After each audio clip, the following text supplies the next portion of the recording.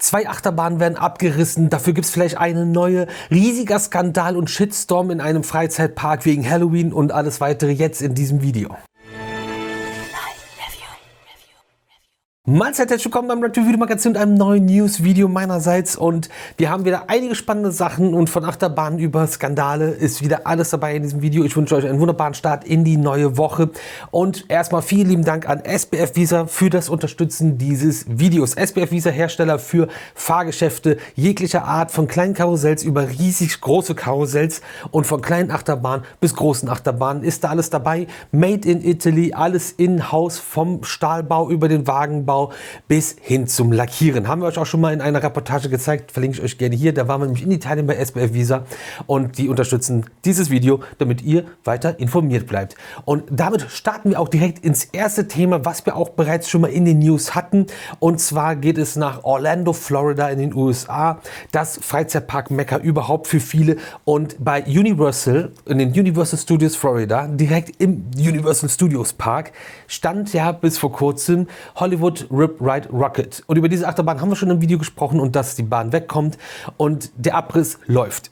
Der letzte Zug ist nicht ganz in die Schlussbremse gefahren und schon hat man angefangen, hinten die Schiene wegzuschneiden und das ganze Ding dem Erdboden gleich zu machen, um Platz zu schaffen für Neues.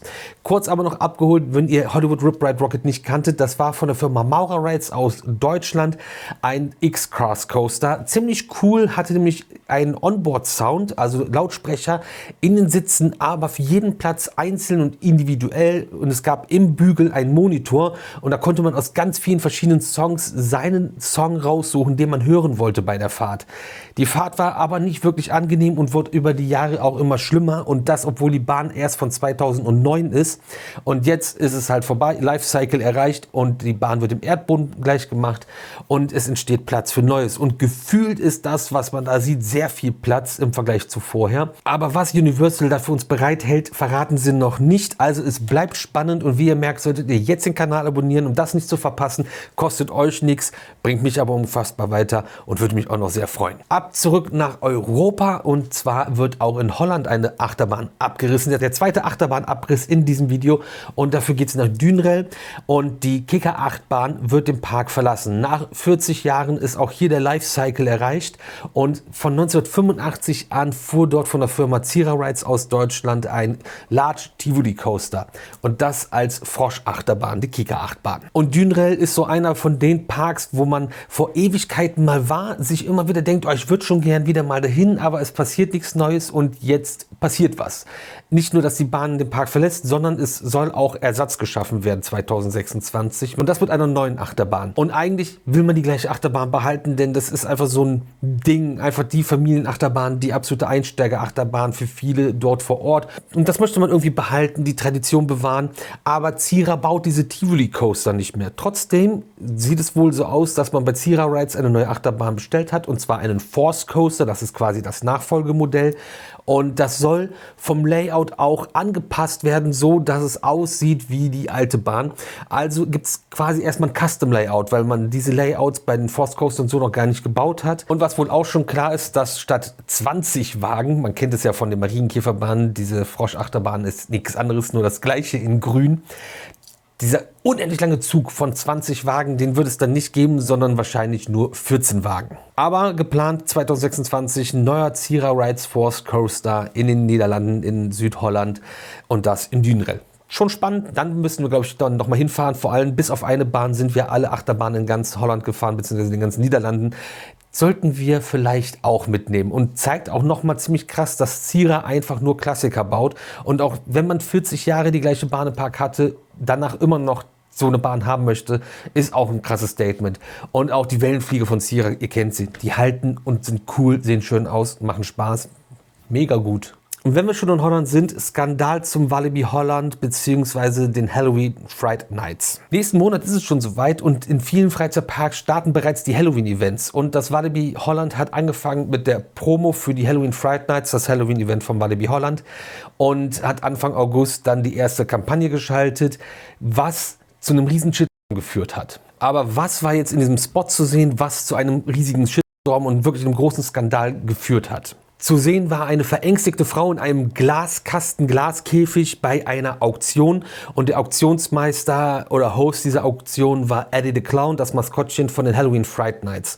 Und ja, junge Frau in einem weißen Nachthemd, blonde Haare, unschuldig, unberührt und die stand zur Auktion, wurde dann versteigert und daraufhin ist der Boden weggeklappt, eine Frau ist runtergestürzt und es ist Blut an diese Glaswände gespritzt. Ganze Wände voll Blut, das war's.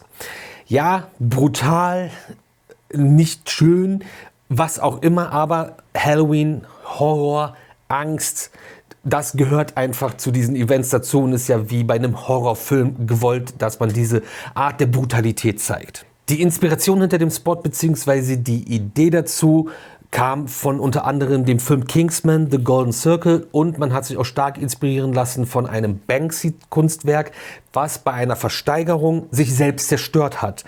Und man hat quasi dann die Leinwand gehabt und nach der Versteigerung bzw. also nach dem letzten Hammerschlag hat sich dieses Bild selbst geschreddert, zur Hälfte. Banksy hat auch andere ziemlich crazy Aktionen schon gebracht. So, das waren so die Inspirationen für diesen Spot. Und natürlich mit Angst spielen, Horror, Splatter, das gehört zu Halloween dazu. Vor allem zu den Halloween Fright Nights, die auch ein bisschen derber sind und sich jetzt nicht an Familien richten, sondern an ein erwachseneres Publikum. Und dieser Spot hat für Riesenempörung gesorgt und einen Shitstorm ausgelöst. Und das große Ding war halt, am selben Tag wurde eine 17-jährige Frau ermordet aufgefunden und zwar in Abcode.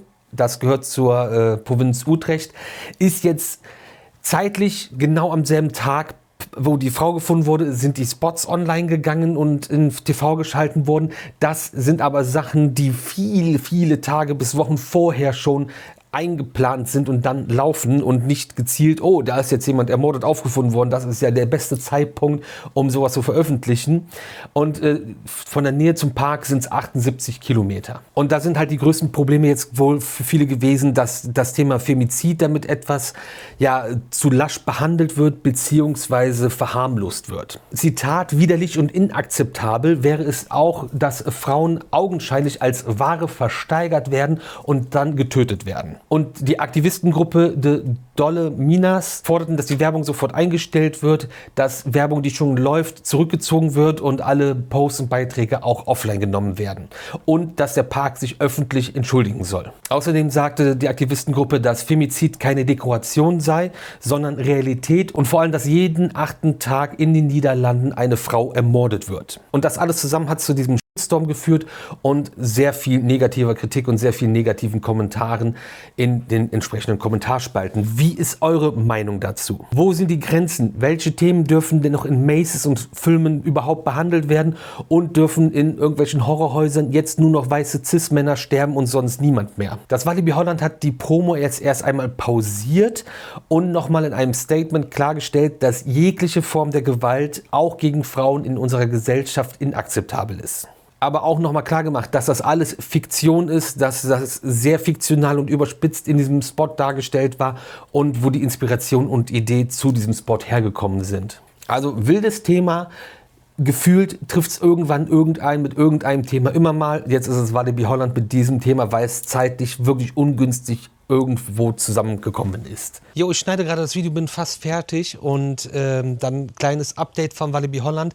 Die haben jetzt gerade vor 3 Minuten Zeit, jetzt wo ich das recorde, bekannt gegeben, dass der Spot jetzt aus Respekt und Rücksichtnahme dauerhaft offline genommen wird und die den Spot nicht weiter senden werden.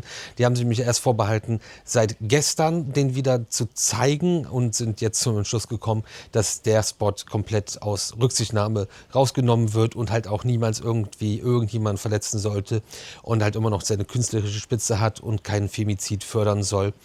Und ähnliches könnt ihr auch nochmal bei Walibi Holland selber auf den Seiten nachlesen. Das als kleiner Einschub, das gerade jetzt noch kam, damit das Video so aktuell bleibt, wie es sein kann. Und wenn ihr jetzt ein bisschen bessere Laune haben wollt, Freizeitparkmusik. Plopsaland Deutschland hat nämlich neue Songs veröffentlicht zu dem neuen Erscheinungsbild des Parks. Und dort gibt es jetzt zum Beispiel zu hören 100% Wolf. Das ist ein Thema, wozu es dieses Jahr eigentlich noch eine neue Achterbahn geben soll. Dann gibt es Plopsa Tanz featuring Markus Becker. Muss man mögen. Markus Becker ist ein cooler Typ, aber die Musik ist wirklich Es ist, glaube ich, fürs Publikum schon richtig. Was aber richtig, richtig stark ist, ist der Song Welcome im Plopsaland.